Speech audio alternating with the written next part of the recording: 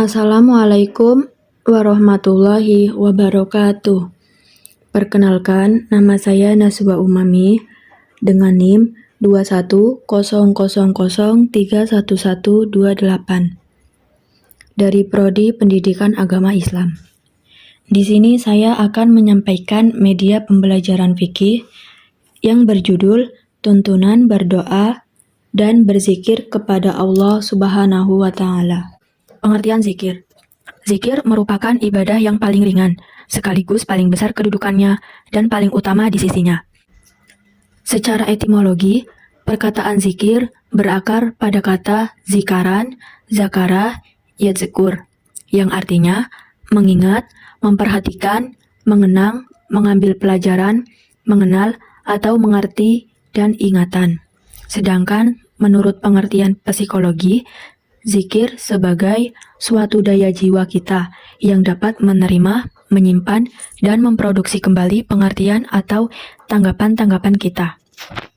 Zikir menurut istilah ahli sufi adalah ingat asma Allah Subhanahu wa Ta'ala dengan sarana apa saja, baik secara dohir atau dalam batin. Sedangkan menurut istilah, doa berarti memohon kepada Allah Subhanahu wa Ta'ala secara langsung untuk memperoleh karunia dan segala yang diridhoinya, untuk menjauhkan diri dari kejahatan atau bencana yang tidak dikehendakinya.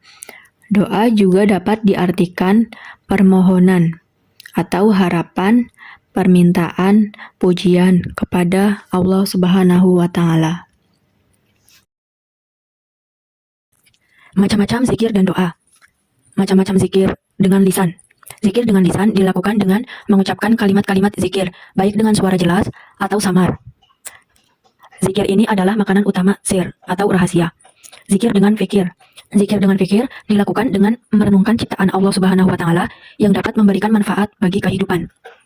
Zikir dengan perasaan. Zikir dengan perasaan dilakukan dengan selalu berhusnuzon kepada Allah Subhanahu wa Ta'ala. Zikir dengan keyakinan. Zikir dengan keyakinan adalah akidah tauhid dalam perjalanan hidup, bahwa segala sesuatu terjadi hanya menurut kehendak Allah Subhanahu wa Ta'ala. Lalu, zikir dengan perbuatan. Zikir dengan perbuatan dilakukan dengan sikap taat dan patuh terhadap aturan Allah Subhanahu wa Ta'ala, baik dalam hal akidah, ibadah, maupun muamalah. Macam-macam doa. Doa untuk kehidupan sehari-hari seperti doa akan makan, doa selesai makan, doa mau tidur, doa bangun tidur, doa untuk meminta keselamatan dunia dan akhirat, doa untuk kedua orang tua, dan lain-lain. Lalu, waktu yang tepat untuk berzikir. Yang pertama yaitu setelah sholat wajib 5 waktu, yaitu subuh, zuhur, asar, maghrib, dan isya.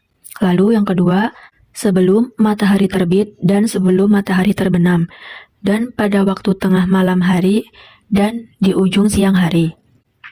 Lalu yang ketiga, pada waktu malam, terutama pada sepertiga malam yang terakhir. Waktu yang tepat untuk berdoa, di antaranya yaitu ketika sahur atau sepertiga malam terakhir. Lalu ketika malam Lailatul Qadar atau malam diturunkannya Al-Quran. Lalu ketika sedang sujud dalam sholat. Lalu ketika turun hujan.